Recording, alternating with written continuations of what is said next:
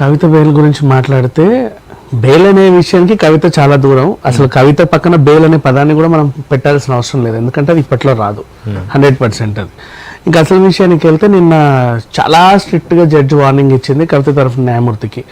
Reason ఏంటంటే ఈమె CBI దగ్గర కూర్చున్నప్పుడు ఇట్టే ఉంటుంది, ఏం చెప్పట్లా, ఈడీ అడిగినా చెప్పట్లా, సిబిఐ అడిగినా చెప్పట్లా. వాళ్ళేమో విచారణ అని చెప్పి 5 రోజులు 10 రోజులు తీసుకుంటున్నారు, అడిగిన ప్రశ్నలు వేస్తానే ఉన్నారు.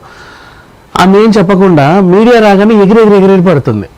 కోర్టుకి వెళ్ళే టైంలో మీడియా వస్తుంది కదా, ఇది బీజేపీ కస్టడీ సిబిఐ కస్టడీ కాదు, బయట వాళ్ళు ఏమని క్వశ్చన్లు వాళ్ళు ఏం మాట్లాడుతారో అదే క్వశ్చన్స్ వీళ్ళు వేస్తున్నారు. సరే మరి వాటికన్నా ఆన్సర్ చెప్పు, నేను ఎవడొద్దన్నాడు? క్వశ్చన్లు వేస్తున్నారని తెలిసింది అంటే నీకు అది ఆ ప్రశ్నలు నీకు అర్థమవుతున్నాయి, అవునా? మరి ఆయన సమాధానం చెప్పొచ్చు కదా, నువ్వు సమాధానం చెప్పట్లేదని వాళ్ళు అడిగిందే మళ్ళీ అడుగుతున్నారు. ఈసారైనా చెప్తావేమో అని. నువ్వేమో చెప్పి చావట్లా, వాళ్ళేమో అడుగుతున్నారు. మీడియా రాగానే ఎగిరెగిరి పడుతుంది. అసలు మామూలు కాదు, అసలు అభివాదం చేయడము, నవ్వులు అవన్నీ తెలుస్తున్నాయి. మీడియాని చూస్తే చాలు వెంటనే అసలు అంటే లేని ఉత్సాహం వస్తుంది ఈమెకి బయటికి జనాలను చూసేసరికి, జైలు నుంచి బయటకు వచ్చిన తర్వాత. విచారణ టైంలో అయితే మాత్రం ఏం లేదు, సైలెంట్ అంటే సైలెంట్. అమ్మ తల్లి డబ్బులు ఎక్కడి నుంచి తీసుకున్నావు, ఎవరికి ఇచ్చావు, ఏం జరిగింది చెప్పు. నో, నాకేం తెలీదు.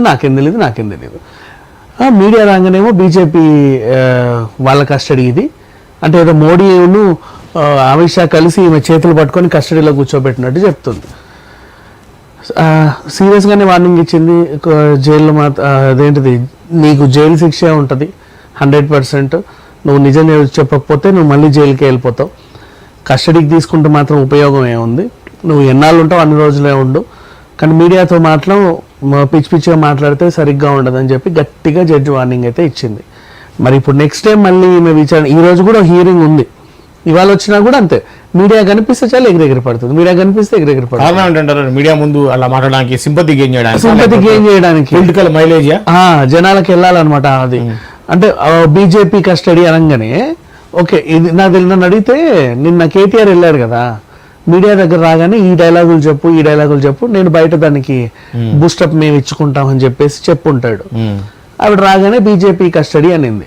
ఆమె నిన్న పదం అనిందో లేదో అందరూ బీజేపీ కస్టడీ అంటే రాసేశారు. అంటే ఇది కావాలనే ఆమె చేతి ఒక డైలాగ్ వినిపించి దాన్ని thumbnail గా వాడుకుందామని చెప్పేసి కేటీఆర్ ప్లాన్ అన్నమాట. ఇంకా లిక్కర్ స్కామ్ లో ఆల్రెడీ కేజ్రీవాల్ అరెస్ట్ అయి ఉన్నాడు, ముఖ్యమంత్రి ఉన్నాడు, ఆయన జైలు నుంచే పాలన కొనసాగిస్తున్నాడు. అండ్ ఇప్పటికీ పగ్గాలు వేరే వాళ్ళకి వెళ్తాయా లేదా అన్న సందేహంలో వీళ్ళు ఉంటే, సంవత్సరం నుంచి సిసోడియా ఉంటే, ఎప్పటి నుంచో సుకేష్ ఉంటే, అఫ్ కోర్స్ చిన్న ప్రాబ్లం వల్ల నిన్న శరత్ చంద్ర బ్యాక్ పెయిన్ అని చెప్పి బయటకు వచ్చాడు, తర్వాత సంగతి. ఇంతమంది అక్కడ కొట్టుమిట్టాడుతూ ఉంటే ఈమె వచ్చి ఇది బీజేపీ కస్టడీ, బీజేపీయే తెచ్చిందా మరి వాళ్ళందరూ అనట్లేదు ఇది బీజేపీ కస్టడీ అని. ఇప్పుడు కేజ్రీవాల్ కూడా ఇది బీజేపీకి మోడీ కావాలని నన్ను అరెస్ట్ చేయించాడు, ఇది బీజేపీ కస్టడీ ఆయన అట్లా. ఎప్పటి నుంచో ఉన్న సిసోడియా అనట్లా ఇది బీజేపీ కస్టడీ అని. కవిత ఒక్కతే ఎందుకు అంటుంది? ఆ డైలాగులన్నీ వీళ్ళు నూరిపోస్తున్నారు. ములాఖత్కి వెళ్ళినప్పుడల్లా మీడియా కనిపిస్తే 1-2 డైలాగులు గబగబ వాగేసాయి, దాన్ని మేము బాగా బూస్టప్ ఇచ్చుకుంటాం, ప్రజెంట్ మనకు బాగా మైలేజ్ వస్తుంది అని చెప్పారు. అంతేగాని అసలు లిక్కర్ ఆమె ఎందుకు అరెస్ట్ అయిందనే విషయమే పూర్తిగా మర్చిపోయింది కవిత. అసలు ఆమెకి ఇప్పటికి కూడా తెలియదేమో, అవును నన్ను ఎందుకు అరెస్ట్ చేశారు అనే దీంట్లో ఉంది.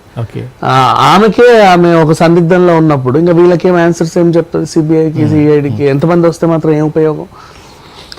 3rd డిగ్రీ ప్రయోగించి మంచిగా అట్లా వేలాడదీస్తే నన్ను నడితే అప్పుడు చెప్తుందేమో నిజాలని. అలాగే ఉంది మరి అది లీగల్ కాదు కదా, అక్కడ దాకా తెచ్చుకోవడం ఎందుకు అని. ఓకే.